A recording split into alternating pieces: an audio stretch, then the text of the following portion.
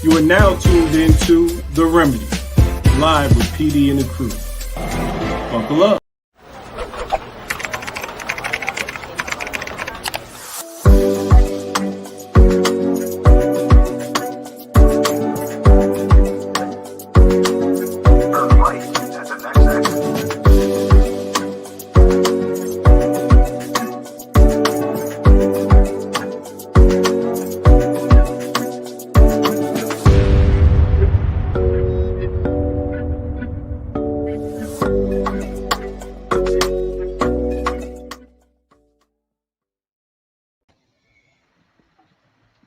Hi, everyone. Happy Saturday. Welcome to The Remedy with PD and the crew. If you guys are wondering where PD is, we have him somewhere. He's not allowed to talk for the first few seconds of the show. I'm just kidding. No, today's show is going to be a little different. And ending with it's Black History Month, so we wanted to have a topic on HBCUs. And so we have two amazing guests on the show. Thank you for logging in, and let's get started. Hi, everyone. What's up, cousin Woody? What's up, Mondays in everybody? the backseat today. Good morning. Good morning. Good job We're on the gonna say hi, intro, by the way. Good job on the intro. Thank you. Thank you. Your 10 second, your few minutes to talk hasn't started yet, so give me. So I'm just kidding. But we're gonna start with Cynthia. Cynthia, how's it going today? Say hello. Say that again? You don't want to say hello today? Oh, I'm We got sorry. guests I on didn't the hear. show. Come on, guys. I think I've Good done morning, this before. everyone. No. Good morning. Good Good morning. Kels, how are you? I'm good. Hope everyone's ready to go. I'm glad we're all here on time, so that's awesome. Wow. Pastor Monday. Yeah, what's up? What's going on? I'm here. I'm excited. I got some questions for my guests. So yeah, it's good. It's good to be here, everyone. It's good to be talking about this topic because I still have kids who are in college, so it's never too late for them to kind of switch up. So this is gonna be good. So, and as I mentioned, we have two guests. I'm going to introduce them. First is Federa Yeah. Hadley, PhD. Federa, I never can say your specialty right. Is it ethnomusicology? How do I say it?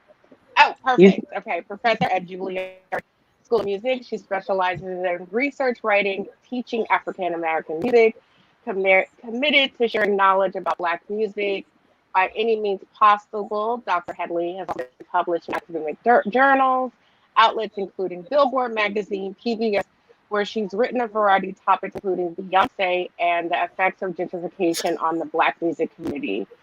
Her commentary has been featured on including BBC, documentary Killing Me Softly, the Roberta Flack story, PBS docuseries, Soundbreaking Stories from Cutting Edge of the recorded music, recorded music.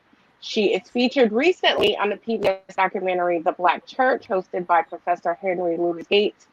Dr. Hadley is a proud alumni of two HBCUs, Florida A&M University and Clark Atlanta. She is also a proud Yeah. member of the alumni chapter of Delta Sigma Theta Incorporated. She happens to be my soror. There we go. And then we have Andrew Asari. He's currently an Intimate executive, proud Howard University alum. He has worked in Entertainment Weekly, Vibe, Double XL, producing digital content as a writer. He has helped position Primary Wave Music, Sony Music Entertainment, Rock Nation, BT Networks, MTV Networks. He has he's worked a lot in digital marketing. He has a BA in journalism, and they are both members also of EBC Church, Emmanuel Baptist Church in Brooklyn, New York, which is where I know them both. So, Federa, if you want to say hello, and then Drew, you could say hello after. Hi, I'm super excited to be here. I'm always ready to talk about historically Black colleges. As Rudy mentioned, I graduated from two, and I'm from an HBCU family, and I still believe in the mission and power of historically Black colleges. I'm representing my undergrad alma mater with my FAMU sweatshirt on today. Yeah. All right. Hey guys, this is Drew. I'm so glad to be here. Thank you for having me be part of this. And I am a proud alum of the illustrious Howard University. Yes, definitely really happy to be here and just really to dive into the topic. So yeah. That's right. I just want to say I'm excited to be next to Mali Music over here, man. I think it's going to be a great show. Yeah. Well, it's funny. I just want to say one thing. It's funny when you have people in your lives and you're like, oh, you know them and they do dope stuff, and then they send you like their bio, and you're like, dang, like I really know dope people. Like seeing it on paper, and it's gone on and on. I was like stumbling, like what should I read and what shouldn't I read, because like it was a lot. And so we're very happy to have you guys both on there. You guys are like I think the perfect kind of combination of having a representation of HBCUs. We really wanted to have a man and woman because I know that there are different point of views. You guys went to different HBCUs. There went to two representing like, the whole South. So let's get started. I guess I could start with the first question. I guess I really wanted to know what made you both decide to go to HBCUs? I can start. I can kick it off. Yeah. So boom. It all started when I was 8 years old and I saw P. Diddy's All About the Benjamins. Or no, 10. I was 10 years old. I saw All About the Benjamins and I remember seeing him on TV and I was just so immaculated with his story and just how he came to prominence. And it was so cool to just like hear about his story. And one part of his story was that I heard he went to this school called Howard University. And so I grew up in a Black middle-class town, Plainfield, New Jersey, definitely proud of it. And, it was really, really great. Like we've always had people that were always like Black people, esteemed, degreed, very much doing stuff in their community, whether it be a cop or a lawyer or a person that works in this education. And usually when they would come back to Plainfield, they will always come back from an HBCU. So it'll be Morgan State, it'll be Bethune-Cookman, it'll be Howard University, it'll be Spelman, and it will be a Morehouse or a Hampton. And so like definitely when I saw Diddy and then I saw like people within my community went to HBCUs, I knew from a young age I always wanted to go to Howard University. And so like that was just like my dream school. It was always the place because it was just full with everything Black. And it just was the Blackest experience you can ever have. And me, I'm a first generation of Ghanaian American. So I was born here in Harlem. And so like my parents, like, they were definitely like, a little bit on the other side as far as like they wanted me to have more of experience. They wanted me to have more of like integration.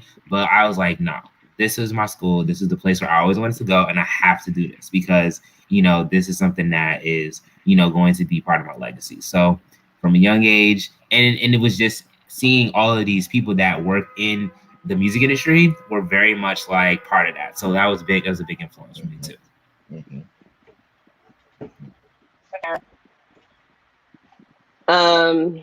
So my answer, the short answer is family and then white people. And I'm going to explain the first formally. I'm from the South. I'm originally from West Palm Beach, Florida, born and raised, Black American Southern family, go back to enslavement on my dad's side in the state of Florida. So deeply Southern. And both sides of my family are filled with HBCU graduates. My mom and my dad both went to FAMU, both worked at FAMU at some point in time, met each other at FAMU.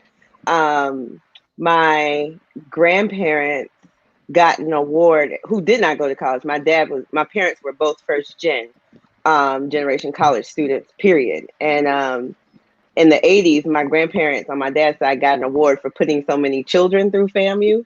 And then at my graduation, they got an award for putting so many grandchildren through FAMU. Wow. And so the legacy on both sides was really, really deep. Grew up going to homecomings, football games, graduations, different formal events that my parents were invited back for, all kinds of stuff. However, none of that really compelled me to go to an HBCU in general or FAMU specifically.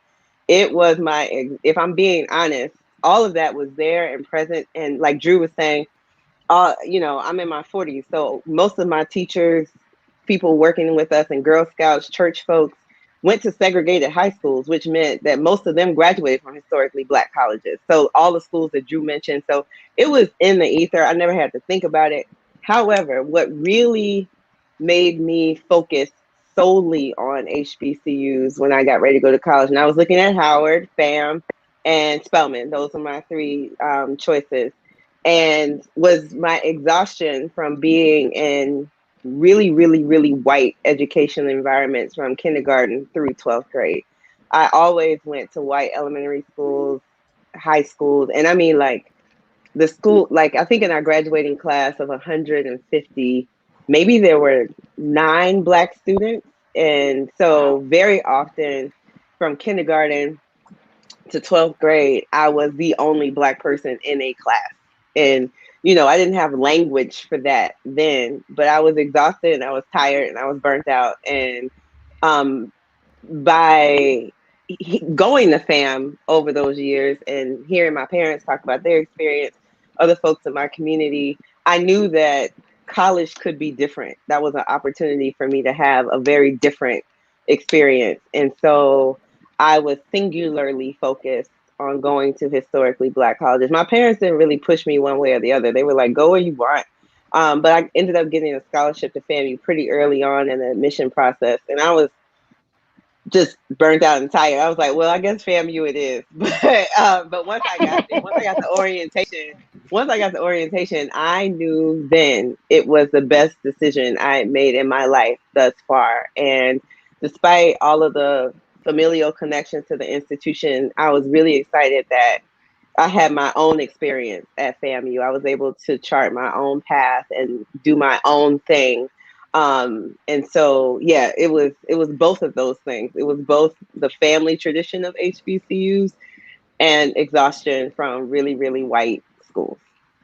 Yeah, it sounds like it was just part of your DNA at this point. Like, it's predestined for you to go there.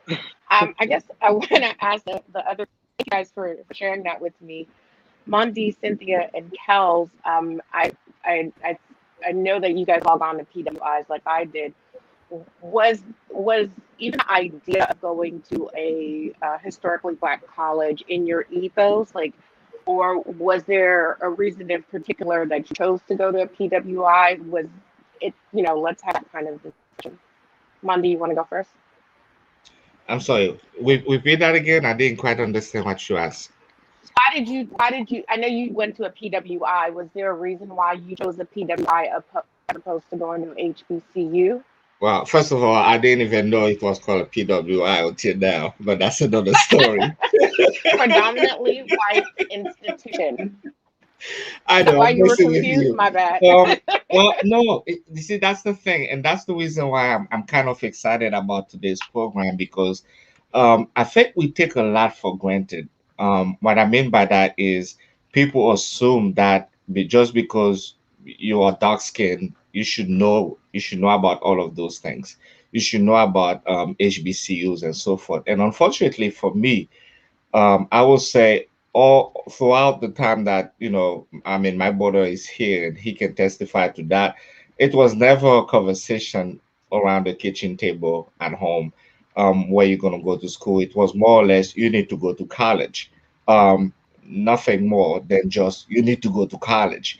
So the transition from high school to college was more or less, this is the thing to do. I didn't really think about what would it be like. I mean, I'm listening to the two of you talk, and the first thing that popped into my mind is, I wonder what it would be like if I was part of a university where everyone starts at equal footage. If you know what I mean by that, just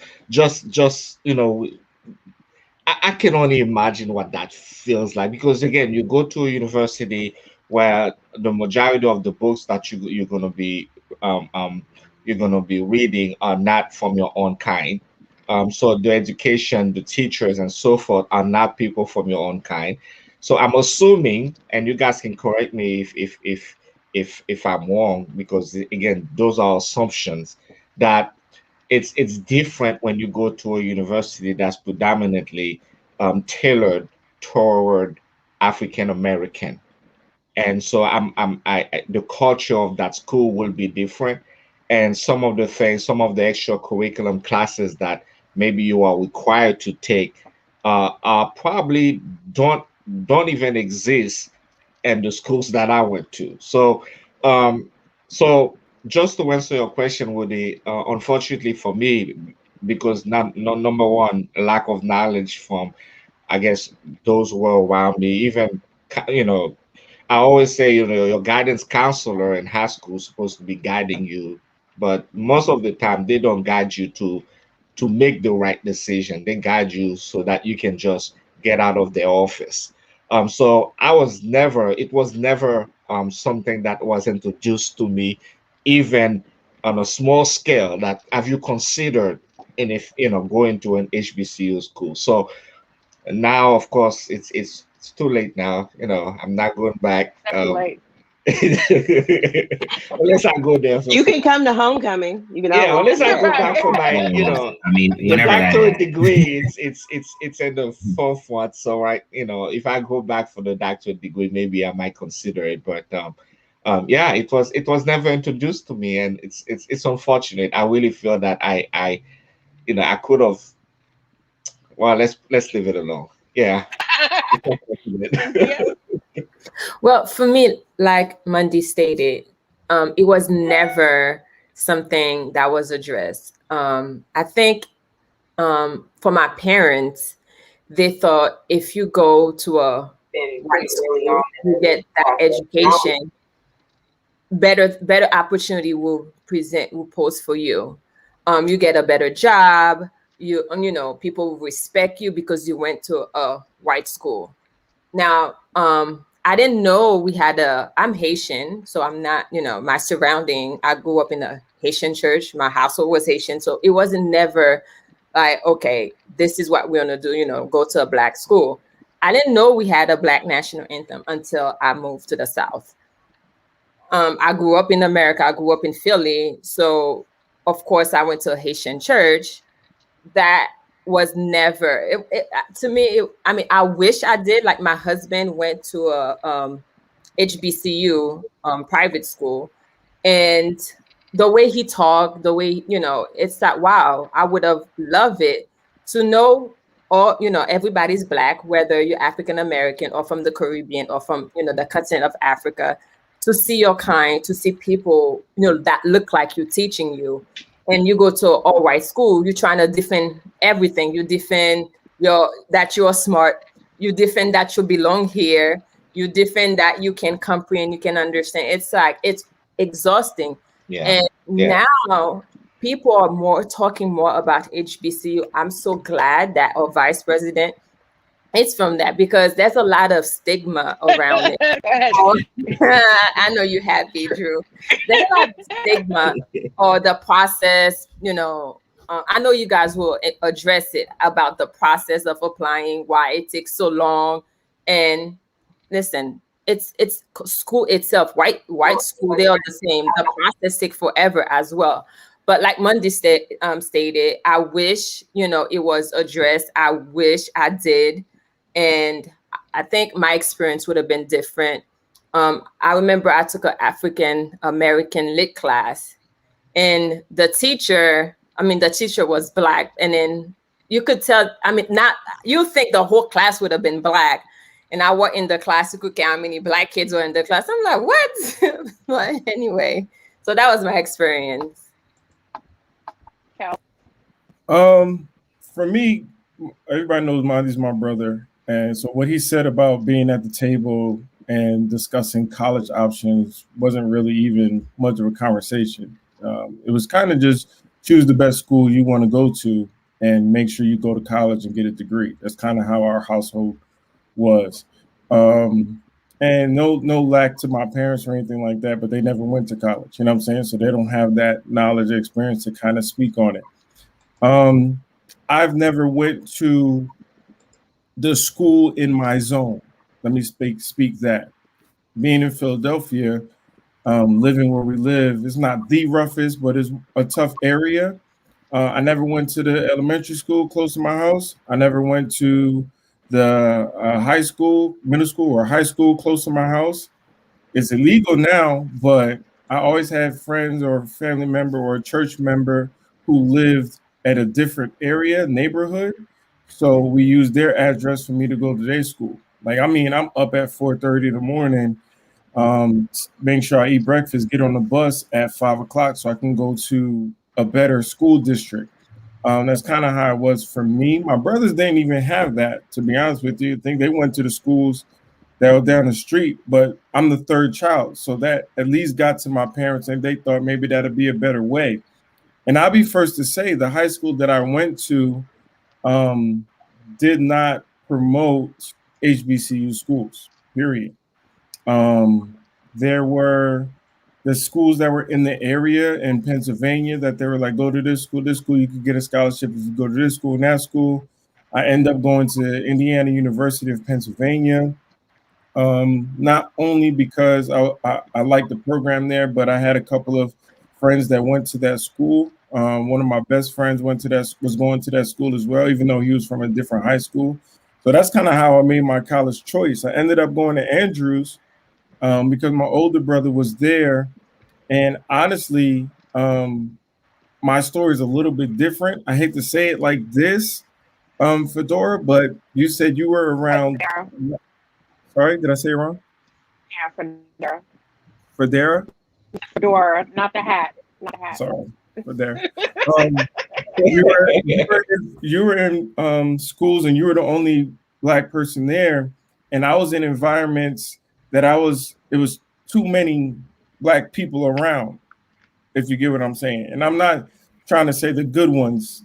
I don't want, look, it was too many niggas around me. You know what I'm saying? That's what it really came down to. At the point where it was like, if I'm gonna go to college, I'm gonna try to get a different experience. So Oakwood, which is the HBCU, the private HBCU, was presented to me, and it was kind of like, oh, that's where all the Black kids go. If you're a Christian, you're a Black kid, you want a HBCU, go to that school. And then when I saw Andrews and my brother being at Andrews, it was so diverse. So I was looking more for diversity when I decided to go to Andrews. And I'll probably be the only one to say that I enjoyed it because it was eye-opening for me. There were Haitians, Jamaicans, all type of island people there, Samoans, Asians. Like, I learned so much different cultural stuff being at Andrews. And that, for me, at that time was a better decision. Now, looking at HBCUs more and seeing it being promoted more and people graduating from those schools, and I'm hearing all type of stories and stuff like that, I felt like I would have enjoyed myself there as well, but it just wasn't presented to me in the right way. Yeah. I can speak on Cool. that. So Luby just joined us.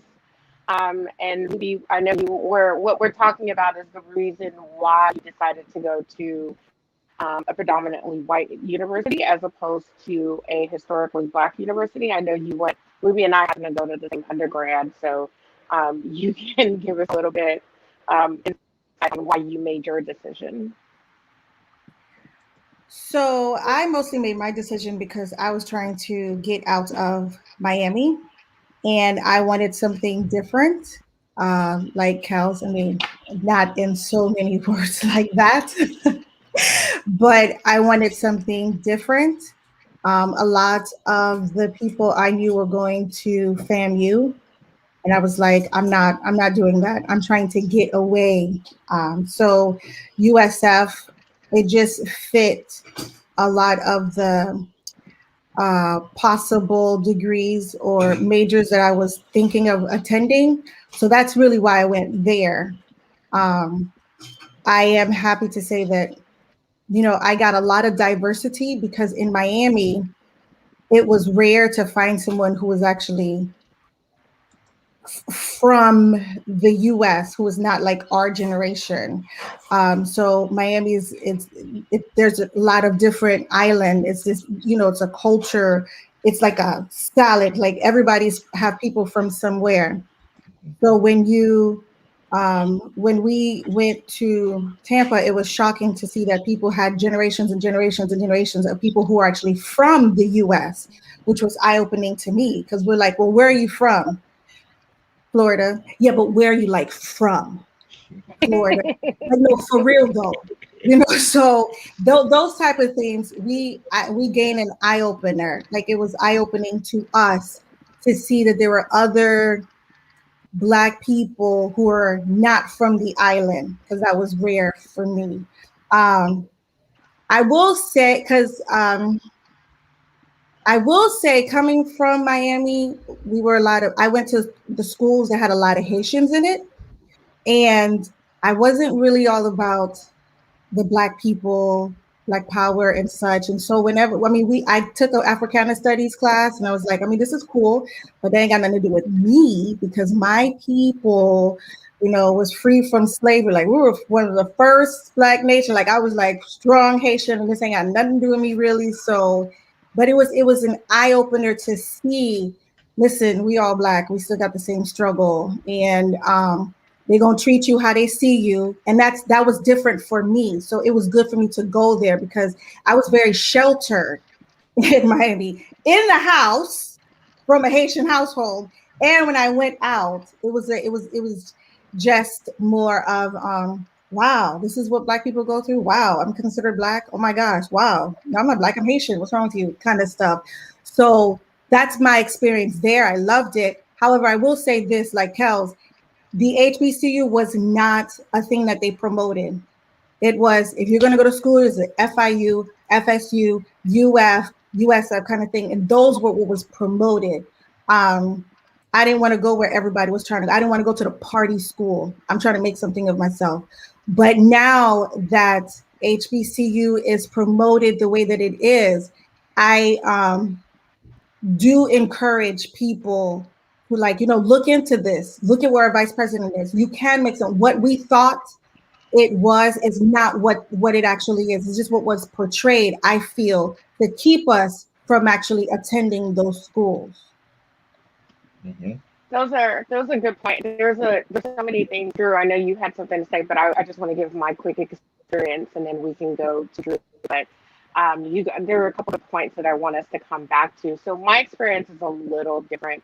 I went to Catholic. I'm from Jersey. I went to Catholic school for most of my life, and then when I got to Florida, I was like, I really want to go to public school, and so I chose a magnet program, not knowing anything about it at the time.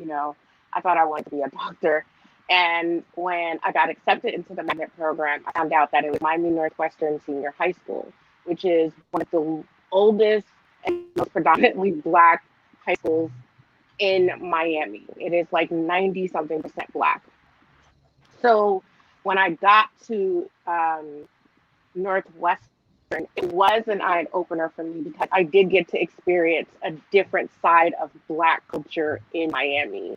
And so I got introduced to bands, to the football games. That's when I knew what Men of Tomorrow, Del Teens, all of those things.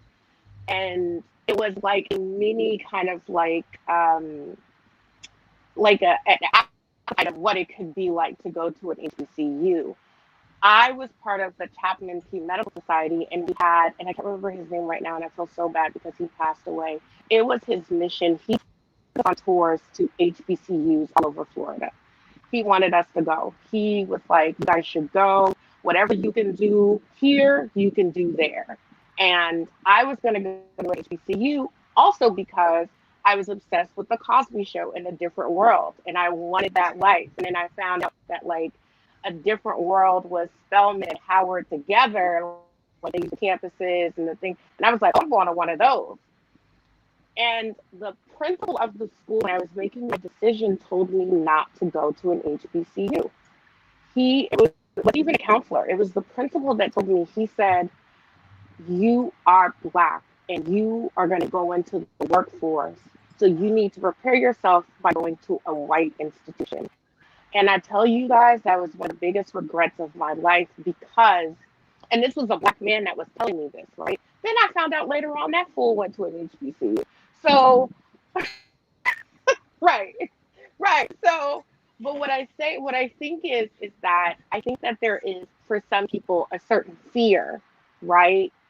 And they're not, and I don't know what it is. I don't know what type of fear it is. But the more that I talk to people who've gone to HBCUs, and Drew, this is where I guess I can transfer to you. I'm noticing that they are not even, they're just as prepared as we are for any type of work environment. And Yeah. that kind of like, one of the things that happened when I went to USF at the time, USF had 44,000 students. It was 8% black. So I knew all the black people there. I had to go find them. I had to join the black system, the black, what's it? Black union.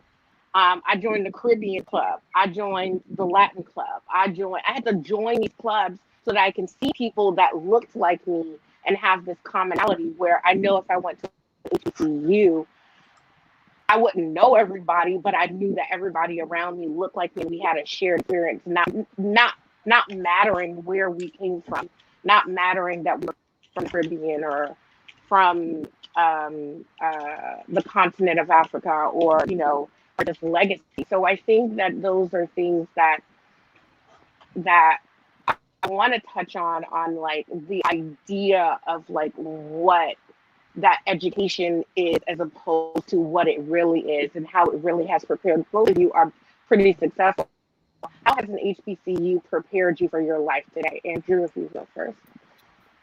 Yeah, I mean, this is like great, like, perspectives and points. And I would just say the HBCU experience prepared me for everything, like in the workforce. Like, I'm from a black town. I wanted to go to a black school. Like, it was just everything I know. And closer to what Kels and Pastor Mondi were saying, they were just like, a lot of times the counselors, they just wanted to get you out the office. They did not want to really hear about your scholastic aspirations as to where you wanted to go.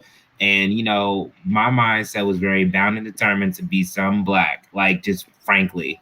And really, like, the experience from HBCU was a diverse experience. It was something that prepared me for, like, life overall, because not only it helped me to deal with, all right, you're going to be the only black person in this, but you're going to be the one that's going to work harder. You're going to be the one that's going to showcase your, like, diligence, showcase your efficacy, showcase your, like, efficiency.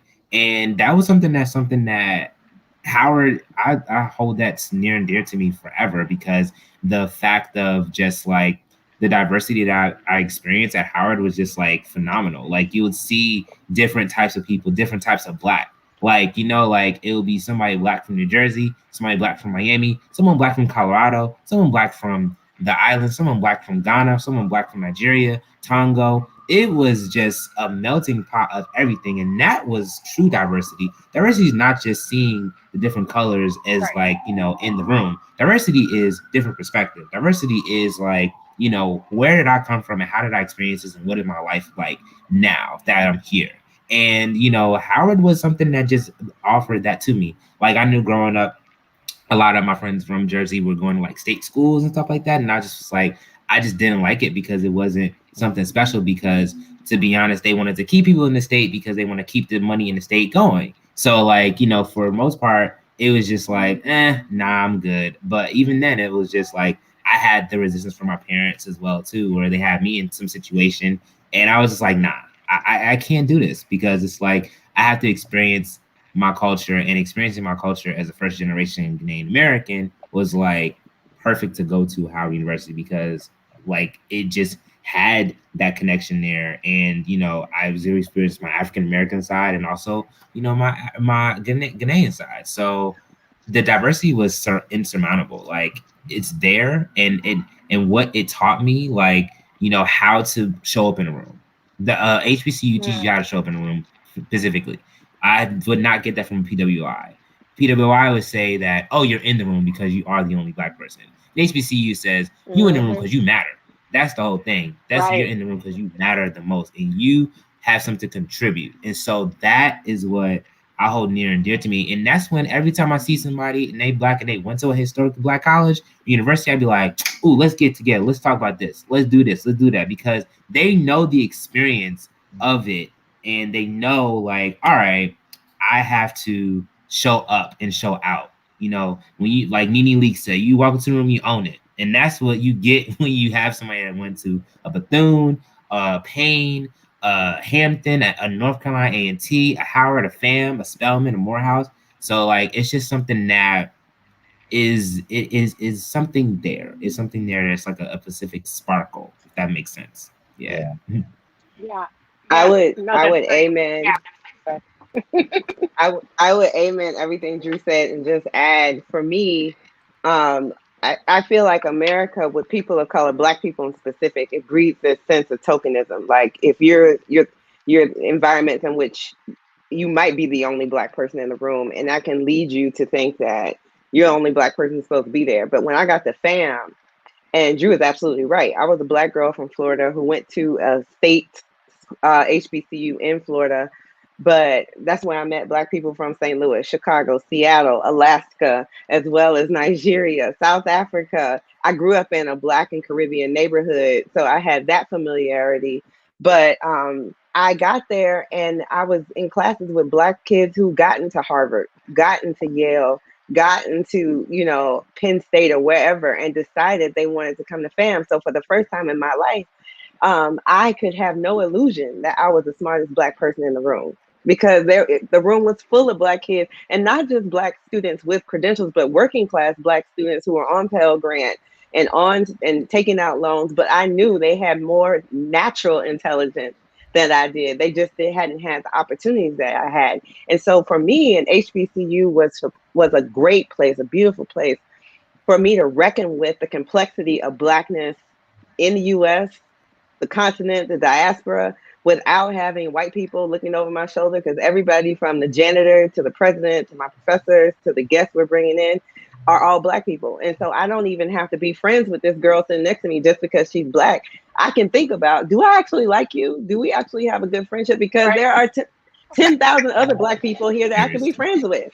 And so we can push beyond the superficial to say, like, okay, what am I actually interested in? Oh, there's a Black person who's into like roller derby or whatever random thing. I didn't know we did that. Oh, okay. So it forced me to expound and expand how I thought about Blackness, even coming from a family that talked about Blackness and saying, you know, my mama made me learn the Black national anthem like as a kid and all of that. I still needed to understand that Blackness can be whatever it needs and wants to be, and that is true in me as well, right? And so I think HBCUs do a beautiful job of connecting students to those legacies. And so what Drew was saying about showing up in the room, like for me, FAMU healed me of whatever angst I had about race, whatever residue I had from that. FAMU was the place where I started to heal and understand the strength of all kinds of Blackness. People don't have to be Black like me to be Black, like, you know, like FAMU was the place that taught me that. And I just wanted to add too, most Black students in the United States do not go to HBCUs, only a very small percentage. And I don't get into these debates about PWIs versus HBCUs. If you get to go to college, if you're fortunate enough to go to college, and wherever that is, and you have a great experience, that's amazing, right? But despite the fact that most students, Black students, do not go to HBCUs, HBCU graduates make up the majority of Black doctors, Black teachers, Black lawyers, Black congresspeople, Black people with PhDs, Black engineers, Black pharmacists. And I'm not like spitting this off the top of my head. I wrote about it in my dissertation, right? And so HBCUs overly produce all of these professions, and it's because of both the education that happens, but also one of the things, going back to your workforce question, one of the things you come out of a HBCU with is an incredible network of people. And so I graduated and I'm like, oh, I'm going to Algeria. And my mom was like, why are you going to Algeria? Oh, because my friend who went to Morehouse is now a diplomat over there. And he said I could come hang out, right? And so like between all of these homecomings, different football games, different Greek events, you're not I wasn't thinking about it that way at the time. I was just kicking it. I was just trying to turn up and have a good time, right? But you are building these relationships across HBCUs at your HBCU. And no, I can't say that I knew so-and-so was going to amount to XYZ, but later on down the line, people get into their career. These are genuine relationships that you have from people that y'all started building when you were 18 years old. Yeah. And so it makes sense that Kamala Harris, you know, becomes vice president. I'm sure when she was running for attorney general, when she was running for state senator, she leaned heavily. Think about it. Alpha Kappa Alpha Sorority Incorporated is an international organization of women who do nothing but organize in their community and on a national level. Howard University's alumni base is fierce and it's hard to be trifled with. And again, another national and international network. And so when Keisha Lance Bottoms, when you think about people like that, Will Packer, the film director, there are reasons why if you're not going to get that support through traditional white channels, like because of racism, right? You already have a network that you can reach into and activate to give you the financial support that you need, the connections that you need, all of that to help boost wherever it is you're trying to go. And so I think that's some of the truth of HBCUs that's starting to come out with the recognition of people like Stacey Abrams and all of that, like, because people are like, how are they able to do that? Like, how are they pulling that off? And there is a richness of connection, of legacy that just comes through that affiliation that people aren't necessarily consciously honing. Some people are. That can be a tremendous asset. I can't tell you how many times somebody was like, oh, I saw you went to FAM. Oh, okay. Or you went to Clark. Like, can't tell you how many times that's been a boost in some kind of way that I wasn't even planning for. Yeah, Luby goes next, but I will say this. Look, when I worked at BET too, and that's like, dang, I'm messed up. Because like everybody there, all the executives went to like an HBCU. But the only reason why I feel too like left out is because I am a member of a different line. So that helped me. So I wasn't like the only kid at the lunch table because I had that going for me. And I went to a Black high school, but I was like, dang, I messed up. Like all the executives, and every time I've gone into a workplace, not every time, there's been an executive, there's been two things in common. One, they went to an HBCU or they're a member of the Divine Nine. So they must be doing something right. Luby, I know you had a question or a comment. Well, yeah, I have a comment. Just something for Dara. Close, Fredera. Something that Fredera said that made me realize. So my younger brother, he attended FAMU, and it was more so a push from my husband because he's also a FAMU alumni. And when he came back home, or when he would come through after, like during his vacation, there was a stark difference in our approach to our community. When I attended USF, it was more, yes, I'm Black and I'm trying to trailblaze it for the Black people and hold on for the Haitians and say that, you know, yes, we do belong at the table kind of stuff. For him, it was more of, oh my goodness, there's so many Black people, different Black people. It's just this person, this person, this person, this person. And they had such a love for the culture. It was such a love to breed into the community, to give back to the community, to uplift the community. For me, it was like, okay, I'm holding in my back everything for the community because it stands on me. For him, it was more of, we are the community. Yeah. And as the community, this is what we can do, and this is what we will do, and we have to bring others. So as you were speaking, we would have several back and forth, like, because we're a very strong family. So there's a lot of and when he would come back and I was like, listen, understand, you are Haitian, okay? You need to love the Haitian culture. It's like, man, you got to understand though, we come from one place. Like, what are you doing? But seeing where we are now as a country, the love that we have for, and the appreciation we have for all of our natural as I'm wearing a wig, all of our natural features. You ain't had to tell nobody. We could have thought it was a brand. I just say, but I kept it, kept it close to home. But it's like he was on the right path. That's something they breed. I see that they breed in you when you go to a HBCU.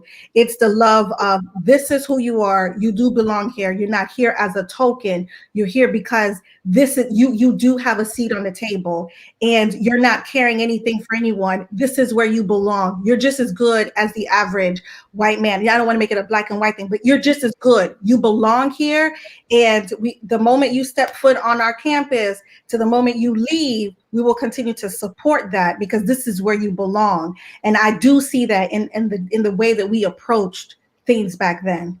And it is such a powerful. I'm listening to you guys as we are engaging to this conversation, and I can say this is such a powerful thing for a black person to experience, because we are so used to being in a place where and Cynthia, you mentioned it earlier, where you constantly have to fight just to be there, or just to show that you are, you're good enough, you know what I mean?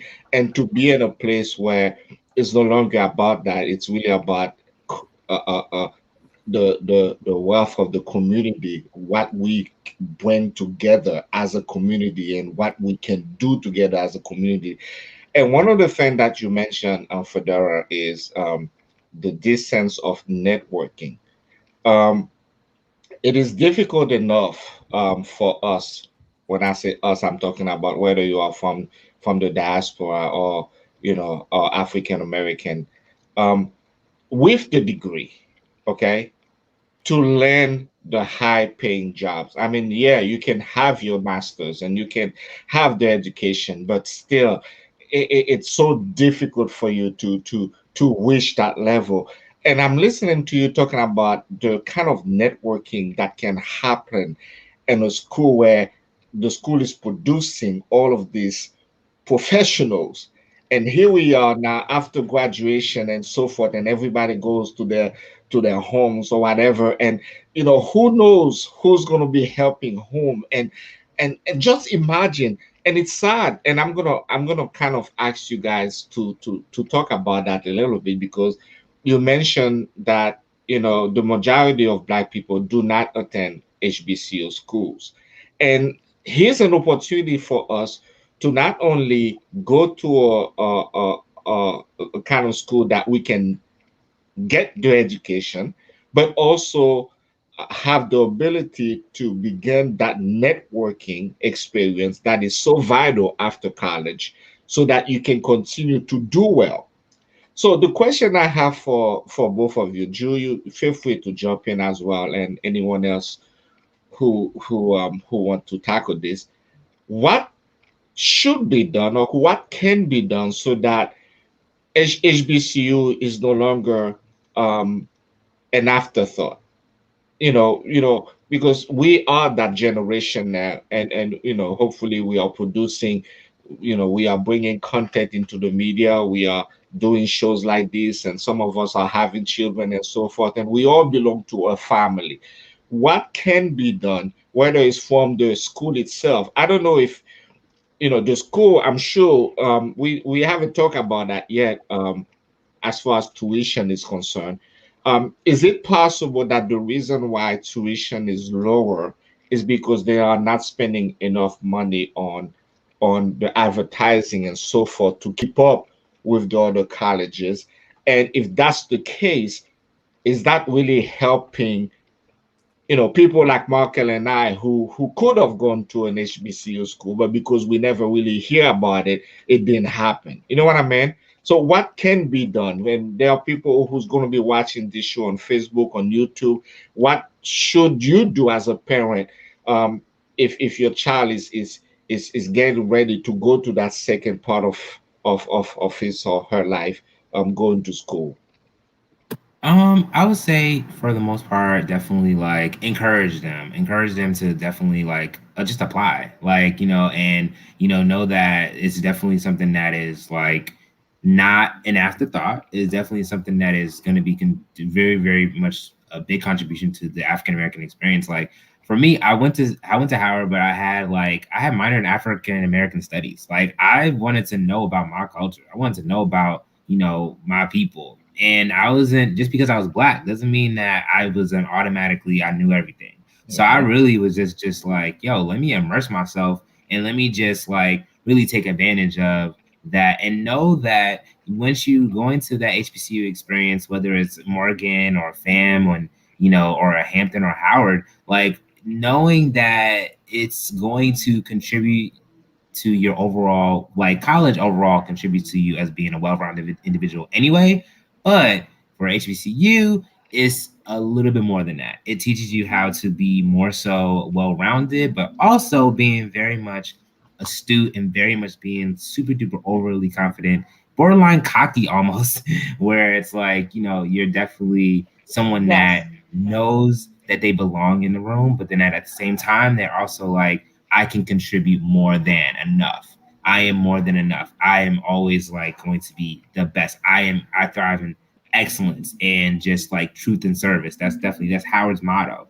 And so like that's something that you just can't get from any old college. Like I feel like the attention that you get from HBCU is totally different as opposed to a PWI, in my humble opinion. As far as networking, like just the relationships, like obviously I've been at a Howard now over 10 years, and so like literally the friends that I saw like when I was like 18, 19, 20 are still like we still talk to this day. It's very much the lifelong friendships, and those are the things that are like really beneficial. But then also just your career, like it also helps as far as like, all right, Howard is everywhere. FAMU is everywhere. Like we just everywhere. And it's just like, whether or not you're going to apply and whether or not you're going to connect to the job for someone that went to a HBCU, you just gonna know that someone from your school is gonna be there. Like my current organization I'm with, like someone's from Howard is from there. And I'm just like, whoa, and they're like the top. So it's like, it's so crazy where like that network is always gonna be there. So like I wouldn't say specifically within the job frame, but like, still think about that for sure. But as far as my experience as an HBCU, I went to HBCU because I knew I wanted to be in this music industry. I knew I wanted to connect myself with the people that were in the music industry. And so I knew I wanted to connect with people that were going to be hustlers, go-getters, that were examples that led themselves in this music industry. And a lot of the executives that I've seen have went to Howard because Howard breaded that excellence and breaded that attention to detail. It breaded that attention to moving onward and upward. It breaded that attention to be creative, to be innovative. These places that are HBCUs, they challenge you to be innovative, to think outside the box, to always like push the needle, and to always just be, a student in life, and never to think of like just things where it's just like I'm clocking in, I'm clocking out. And even to Luby's point, like I feel like, for me, like coming from an African household, it was like, you had that battle. Like you're African, but you're Black, but you're African, but you're Ghanaian. But like at HBCU, it was like, you just Black. So like, like you're Black. Like you come from Ghana, you got your roots there, but you Black. But even then, that was the most beautiful experience because I was able to experience all different friends from Nigeria and Ghana and Tongo and all these people, like people that are just so different. Sierra Leone, one of my best friends, she's from Sierra Leone, she's Senegal. And it's literally like that experience. She's from Senegal, from Detroit, has Senegalese father, Black mother, African American mother rather. And it's like she's able to contribute this overall experience to Howard, and it's just like, that is something that is very rare to find.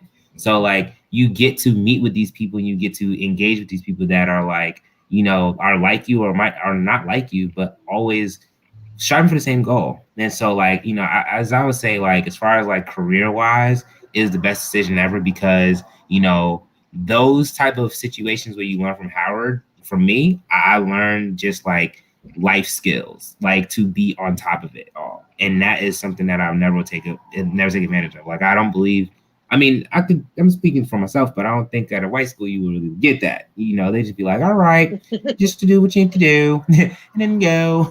But for the most part, like, at Howard at FAM, I can definitely say that there is some sort of like yo, you got to develop, you got to elevate, you got to strive for more, even in the corporate sense. And even within there, it's like you can develop, you can really thrive as going up the ladder or do the entrepreneurial route.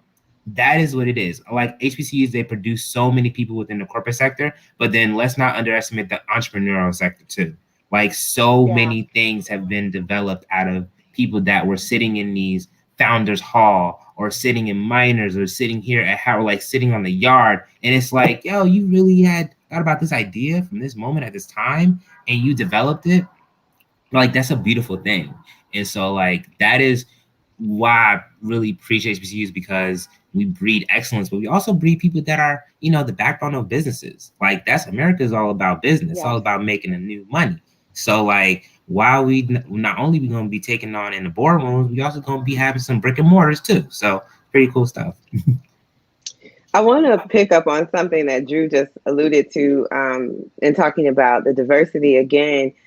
The history of HBCUs is to be this kind of Pan-Africanist place, right?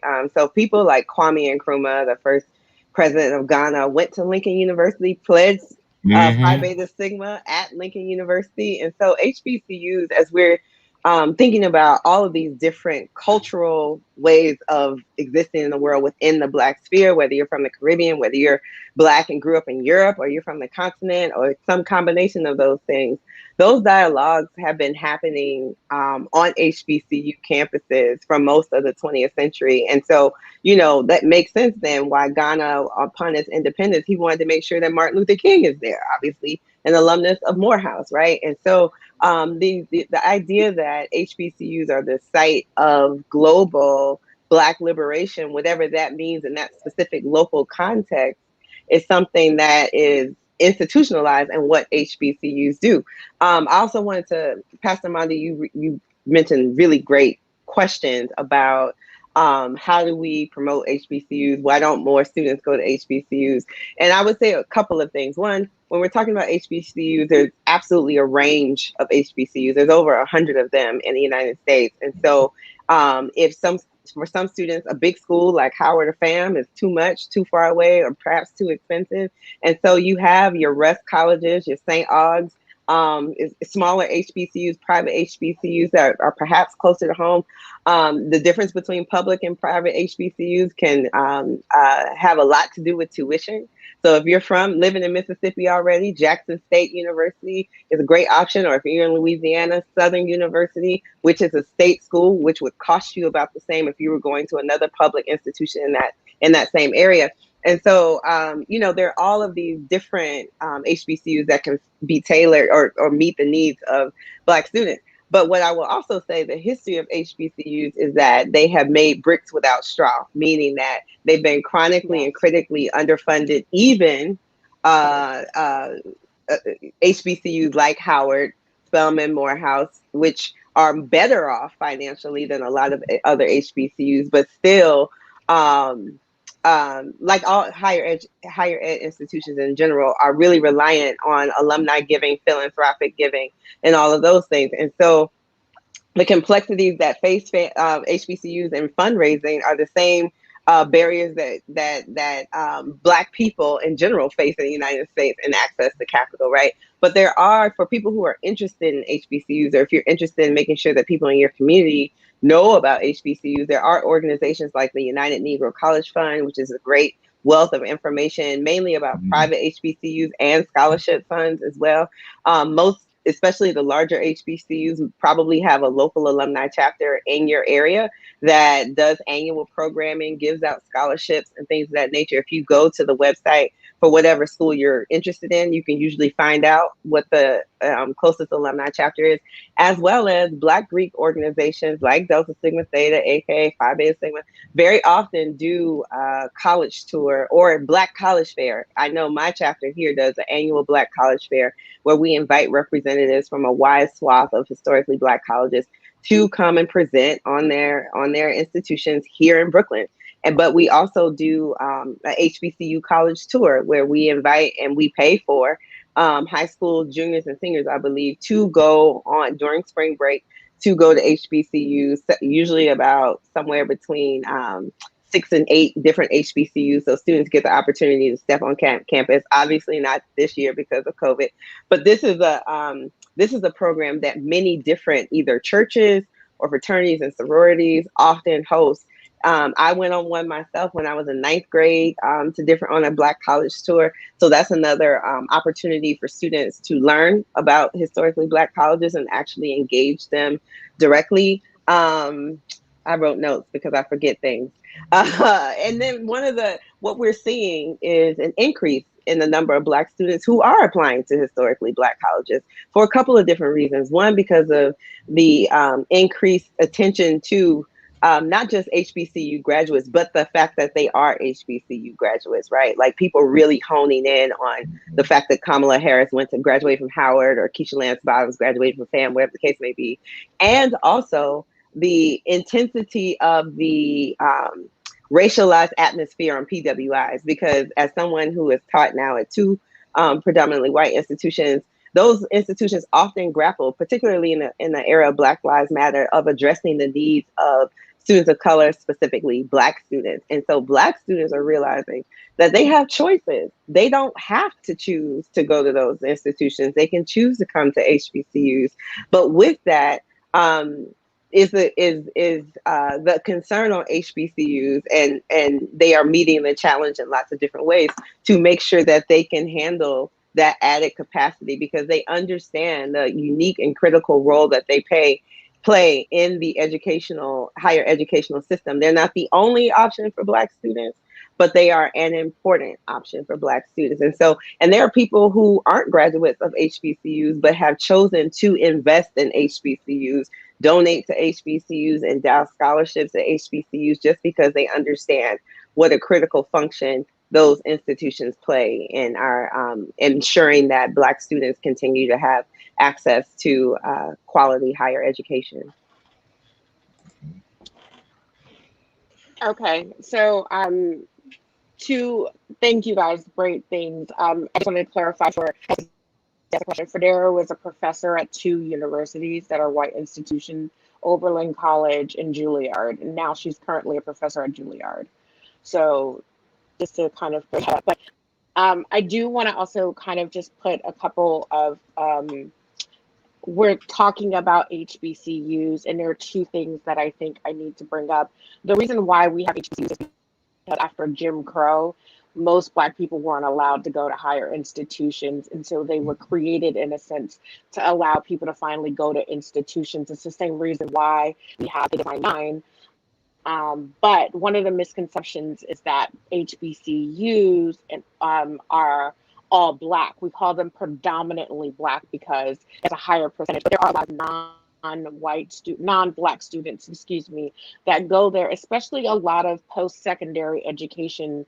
You'll find like there's more of a diversity in maybe their law program or their MBA program or their medical school or other things. So there are a lot of non-Black people that get their post-secondary education at HBCUs. One of the things I wanted to bring up was that there is a boom in HBCUs as we're talking about, I don't even know if I really like that term, because I do know that there was like an influx like late 80s, early 90s because of the Cosby Show and A Different World, which got the attention of people because, say what you want about Bill Cosby, they featured HBCUs, the idea of HBCUs on the Cosby Show, which made people think, I can go here.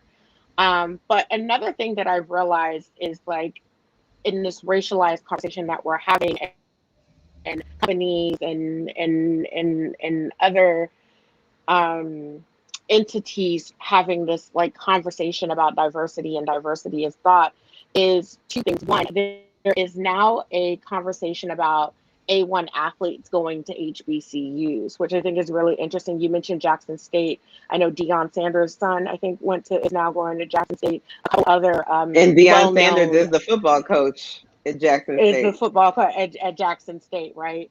And so, I guess my question is to the group, and Kelvin, do we think that will help shed light and also help with the kind of the idea of this underfunding, right? Like when we have this conversation about athletes, going to HBCUs? Do we think that'll help? Part one. And part two, should I can't remember who it was, and it was this conversation about like should that even be like a pressure that's put on a young 17, 18-year-old to say, hey, you need to go to a HBCU, that way, like, you know what I mean? Like, is that fair to put that pressure on them? And second, how do you think that will affect that idea of like maybe getting these athletes to go to the HBCUs and help promote it? I think it's my question's a little convoluted, but it's there somewhere. Kels, go ahead.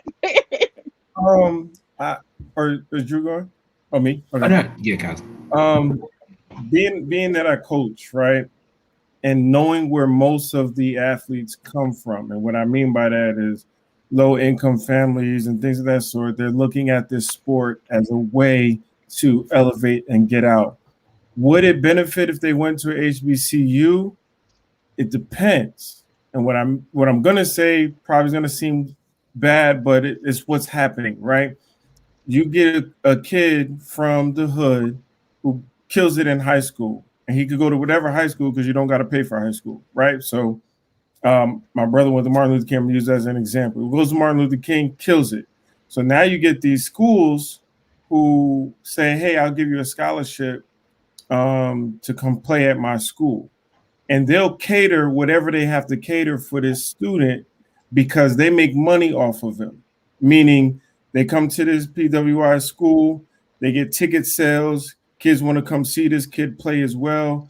So for example, you can look at a Zion Williamson.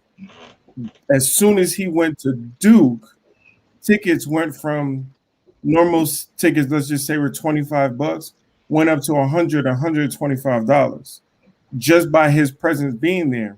And you don't hear this up front, but you hear it a little bit later on down the line that the player, the athlete, may have been getting some compensation under the table, or that family may have been getting some compensation. They don't promote it because it's illegal and you're not supposed to do it. But majority of the time, that's why certain athletes go to certain schools. And that's why they won't go to HBCU. They understand the movement and what it would do for the culture, but some people aren't in the position to want to be the first ones to start that movement when they could get money in their pocket to help out their family and things of that sort out of the situation that they come from. Do I believe in it? Yes. I even wrote a letter to ESPN. I had posted on my Instagram page several times at ESPN that I think they need to either hire more cameras or send more cameras to HBCU games so that can be filmed and advertised. That's the next thing that the athlete looks at from that standpoint. If I go to a Howard or a FAMU or something of that sort, I know that there's going to be games there. And out of a 20-game season, I might have one game that's going to be recorded and televised. If I'm trying to get to the NBA, I need more than one game recorded and televised. You see what I'm saying? If I go to a Duke or North Carolina, even if I ride the bench, all of the games is on TV. So there's more of a chance. But that's not anything that the schools have to do. We have to just continue to network with the big companies, in my opinion, the ESPNs, ESPN Plus, and get them to come to our HBCU schools and record some of our games so that the players see that, hey, I can go here and still get exposure. Because at the end of the day, that's all they're really going to the big schools for is exposure. Mm-hmm. Yeah, just to piggyback off of Kels's question, my core maker, like the July 3rd, like literally he's the 5-star basketball player going to Howard. Yep. Like, and it hasn't even happened within like years. And so like that is like a big deal. And so like for me, I'm gonna be a little biased. I'm gonna be boosting from my HBCUs. So like, you know, like that movie The Blind Side. In which you should yeah, like if I'm gonna boost for some, I'm boosting from Black because it just gotta be because that's the thing where it's like, what opportunity for 4, 5, 6 years for some people will you get to see the same type of people every single day for the rest of your time being there, and you'll be able to relate, to understand, to grow, to fight, to empathize, to like really be able to become an individual, especially when you will get a scholarship, whether it's athletic or academic, through then HBCU. So like, yo, like to Kel's point, it depends. You know, obviously, you know, finances is real, and you have to make sure that you're getting something that you're going to be able to benefit from. But opportunity, like, why not? If anything, what I learned from HBCU is how to finesse. Finessing my finances is the key thing. I learned that so well at Howard, where it's like, oh, I can get this because I can get this to get that. And that's what HBCUs had taught me a lot of times. Not even like finesse is trying to take advantage, but really like understanding the finesse of the art of finesses, which is like, if I know that I want to get something, I know that I need to be resourceful, I need to be resilient, I need to be reliable in order for me to get there. And so when it comes to these athletes and they're getting these dope scholarships and just stuff like that, what better place to learn the art of discipline within your sport, the art of discipline within academics, the art of discipline, and getting the exposure from a Division One like college as a HBCU, like that's perfect. Like it's so great to get that and more opportunity to look for. So I go say to say, like literally, like I definitely be boosting. I'll be boosting for my HBCU experience for anybody for sure. So like for students, a lot now, even like from my hometown, and just like when I do encounter students that you know are about to go to college, I do be like, "Oh, you going to a Black school? Perfect, great, excellent. Like whatever it is, try it because do it. Hampton, Payne, Howard, whatever it is, go for it because you're going to get that experience and it's going to really benefit you in the long run and you'll be able to understand. And if you're just going to school, go to school. That's excellent. But honestly, like I feel like having that experience is super duper valuable. So I'm gonna chime in just really quickly. Can I just say really quickly?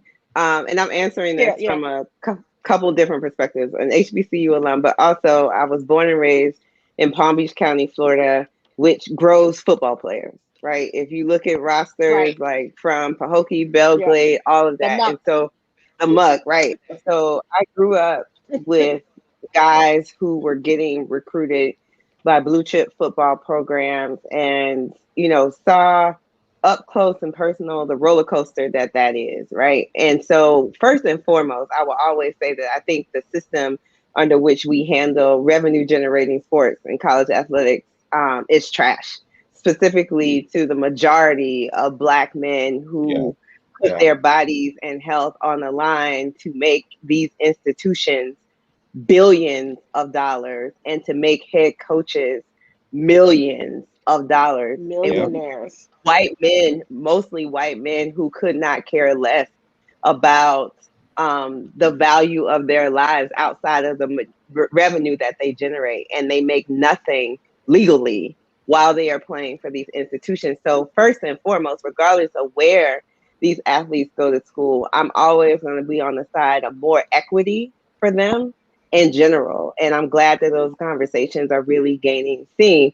Now, as a FAMU graduate alumna, and a bit of history, it was these Southern white colleges in particular, their desire to have Black football players that helped to finally push forward integration at these schools in practice in the first place. Yes. And before you get, while you're talking about segregation, like these schools, whether you're talking about Jackson State, FAMU, and it tends to be the state schools that have public HBCUs that have historically the stronger athletic programs, the Southerns, the Grambling, those schools, FAMU as well. But these schools were beating white schools, right? And it was inconceivable that a Florida State would beat FAMU. It isn't until integration happens and they see the opportunity to poach that talent, right? Mm-hmm. That the whole way we think about football and the industry that it births really starts to shift and change. I think that's really important when we're talking about this history. So I don't think it's fair for 17 and 8-year-olds to have to make these 17, 18-year-olds have to make these weighty decisions about their bodies and their long-term health in general. And so FAMU is in Tallahassee, Florida, literally across the street from Florida State.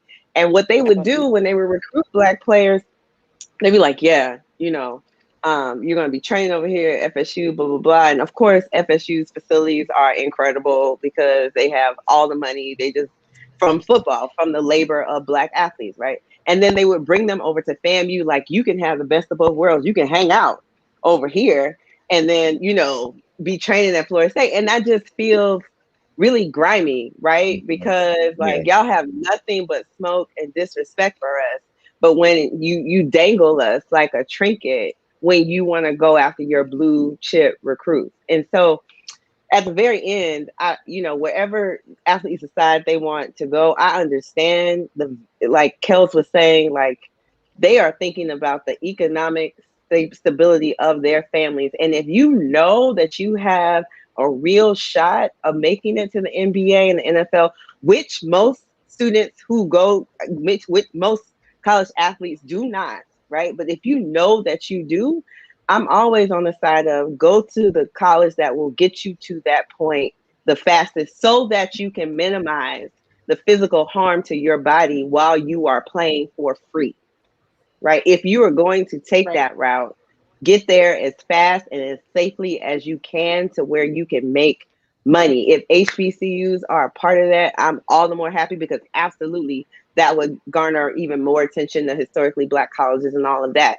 But I just think the system is trash. So, so I have a so you brought up, hold on, Kels. Hold on, Kels. I'm sorry. I just wanted. So Federa, the point I was going to make was that, and you kind of took the words out of my mouth, but that like integration was because of sports. Like a lot of the integration you have in schools was because of sports, and it was because a lot of the Black schools that were unknown were being these white schools, and so they wanted to get that talent. And so and it happens right now in high school today still. If you look at the recruitment that is happening in high school with high school students, if you look at the documentary the Hurricanes one, where they drew a map of Florida and it was all certain areas of Florida of where they wanted to get students from. It is from Black neighborhoods. And so it is something that is still happening today. And so, we have always been, we live in a capitalist society, and we have always been the brunt and also the workers that have made white institutions, especially college institutions, the money that they have today. And so I think another conversation we can have later on is about that, and about how our bodies are always commodified, and also about student athletes getting money and all of those things. So would love to have both of y'all, if y'all want to come back on, we could talk about that. But Kels, go ahead. I just had to get that point out. I'm sorry. No, you're fine. Still continue with the conversation. I remember watching a documentary, and I believe the school was Gambling State, where Grambling, that's right. They played this predominantly white school and they crushed them. And then the season after, the recruiters went to those players and enticed them with something to come and play for their school. And that's what kind of triggered them to start doing that. So they were literally getting the best athletes from our schools and putting them on their schools, and then just elevating. And for me, what I think how we can combat that would be to do the same thing. We have to take care of our own. The same way they're taking care of our players. Here's an example of what I'm thinking about. BET should start a sports channel where they would play HBCU games on their channel for exposure, right? And I'm just saying BET because it's the Black Entertainment Television, right? I know. So I know, but it's not Black owned, so they would never do that because BT is I know. not. I don't want to do that. I saying? don't know if y'all work there. Y'all gonna come at me. I'll just tell you what I'm thinking. No, I'm just saying they would never do that because they're not Black owned. Why would they have their own Black network? Let's be realistic about the goals that we're setting. Right. I'm just telling you an example. So even if I don't do BT, let's say someone from HBCU started their own network, a sports network, and help promote their athletes. I think we need to take care of our top-notch athletes instead of going over there. Take care of their families so they don't have to worry about taking care of their families, and they can just come here and play ball. And just to real quick, and I can go on and on, but I just want to give you an example. I went and quickly looked up Howard's schedule, right? Because we just mentioned how Maker went to that school. So they had 25 game schedule. I know COVID kind of affected everything, right? 20 of their 25 games were canceled from Howard, which hurt him in a sense, right? Because now he's not even able to be seen because all his games were canceled. Out of those 25 games, 4 of them were going to be on ESPN. Mind you, if he went to a different school or something like that, he would still have been playing because most of those schools are still playing. So that's the thought process that athletes think about, and which we need to try to help them to get out of that mindset. Because I'm pretty sure, I can't ask him, but he's probably kicking himself like, damn, because that hurt his ability now to go to the NBA next level. Because not a lot of people were able to see him play. You see what I'm saying? Mm-hmm. So it's just but to hurt his ability to get COVID and to be sick, and then like to not, as opposed to like going to a PWI and then and risking himself to get sick and then to like not play ever. Like, so we're not talking about getting sick, but we're talking about a man who thought his career is to get to the NBA. That's his but career. what about, but his thing is, this is a pandemic. This is something that's out of his control. So how could that be determined? How could he be kicking himself because of it? Like, the school took like measures to safety to their extent to like not have these games happen because of, you know, the risk that involves with COVID-19. I agree. But like, I agree with you saying, I'm not disagreeing. But what I'm saying is these we don't know. Yeah, I don't know. But these other schools are still playing, and those players are being seen. Yeah. So where he could have went and may have been, not even if he was at Howard, he could have been number 1 pick because he was like number 4 out of 200 centers in high school. He could have been number 1 pick. But now because he's not playing, because the school that he went to decided to not play and cancel games, it's hurting what they call his draft stock. You know what I'm saying? His draft stock is going down. It's a whole different conversation. I just want to show you the. No, I totally understand. Yeah. No. I think the difference is that I think what Charles is saying. You're getting spicy. I know. No. I was like, don't blame it on Howard now. That's blame it on the COVID. Maybe on the candy. I think we need to explain the show. Because this should be a part 2 here. No.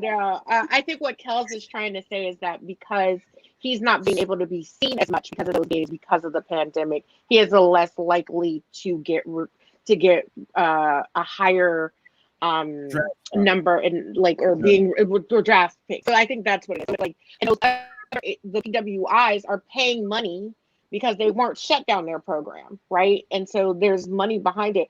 But let's not be mistaken. Like Nick Saban, didn't he get like COVID like 2 or like positive tests 2 or 3 times?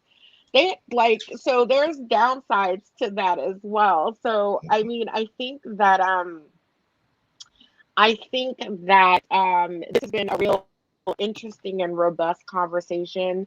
I feel like we can go on and on and on about it. I know that I've learned more about it, and I hope that the people who are watching have learned a lot as well. I want to thank both Drew and Federa for coming on and spending time with us. You guys have been amazing.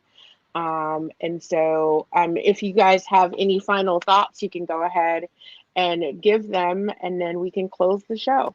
Final thoughts? I think like HBCUs are everything. And we appreciate and just thank you for just having me as well too. For Dare for even talking to me about it. I was like, yo, this is great. But totally I'm an advocate for the historically Black college and university. I'm a proud product of it. And, you know, if anything, that has taught me to be better, to excel better, to think better, and to thrive, to do better every day. And I really appreciate your time and just sharing it. So it's really dope stuff. I would just say HBCUs aren't perfect institutions, but they're beautiful institutions. And rarely does a day go by where some direct fruit from my connection to FAMU doesn't come to bear. As a matter of fact, like I told y'all, my actual existence, if my parents hadn't met a family, I wouldn't be here. And so I bleed orange and green. I love Clark Atlanta. I believe in making sure that HBCUs continue to be a viable option for future generations of Black people, wherever they're from in the world, where they can come and have a bit of a respite, an oasis from white supremacy that infects so much, and just be with themselves and be with each other. If I take like a certification or something at a HBCU, can I still claim it, or do I have Yep. to? No, okay. I can't. No, I just want to be sure. Florida, No. HBCU-ish. No. He said maybe. He said maybe FAMU, but not at the Howard. Yeah, I was Oh, like, wow.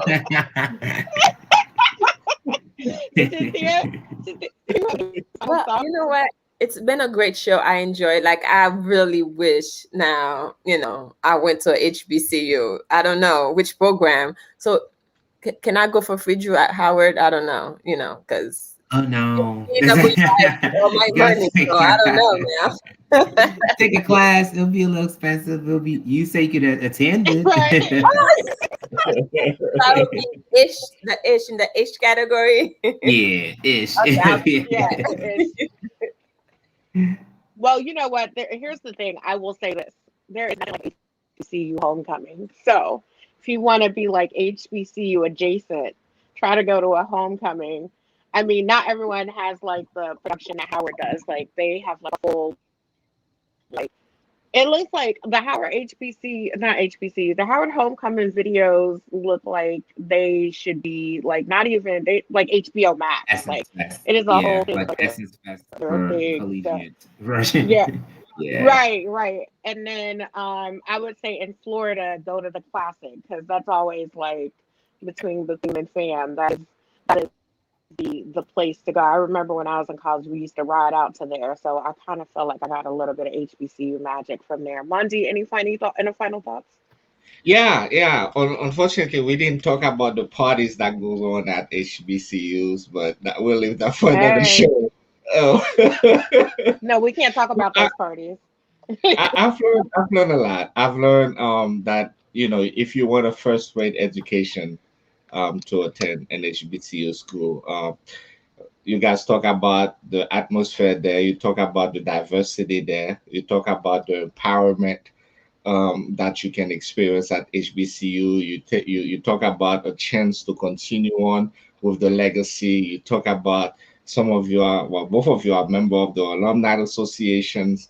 You talk about the scholarships and the grants. So I'm saying, listen. At the end of the day, if you as a student now looking at HBCU and thinking maybe I need to consider this, yes, you should. Especially if you're one of us. If you're Black and you want an A-class education, you should.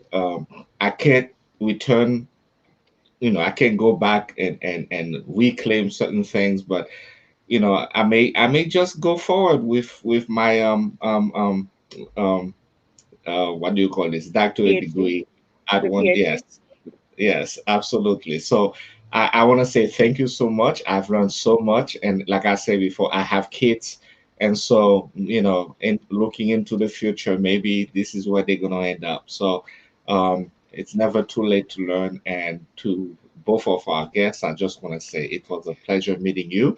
Um, Even though I'm not a member of the HBCU, but we're gonna connect. Okay, we're gonna stay connected. All right. So Yeah. I thank you. I thank Thank Rudy you, for guys. bringing two special, very, very special guests to our show today. I Take do it wanted back. to say one thing. So the other day I was talking. Yeah, my niece is 14, and I was talking to her, and she has an amazing voice. And we were talking about schools, and she was talking, and I was like, I assumed that she wanted to go to like, the like traditional performing arts school. And she was like, no, I want to go to Howard. And I was so happy. I was like, Hey. I There know you so go. many There amazing you people go. who are part of like the Black arts. And so I was like, I would say less. So I want to thank you guys again. This has been a great show. I think it would be an interesting part 2. We could talk about athletes and money and all of that other stuff another time. And again, you guys are always, listen, you guys are part of the Remedy family now. So if you have any topics you want to talk about, let us know. Come on. And we will be happy to have you. Thank you guys again. Have a happy Saturday. Mondi, you want to close us in prayer? Sure. Father God, we just want to say thank you for our guests. Thank you for the enlightenment. Thank you for allowing us to hear from the other side, from people who actually went to HBCU school, so that we can provide more access to our people so that they know that there's a place for them, that they belong. Thank you so much. We love you. In Jesus' name we pray. Amen. Amen. Amen. Until next time. Peace out, everybody. Bye. Take care.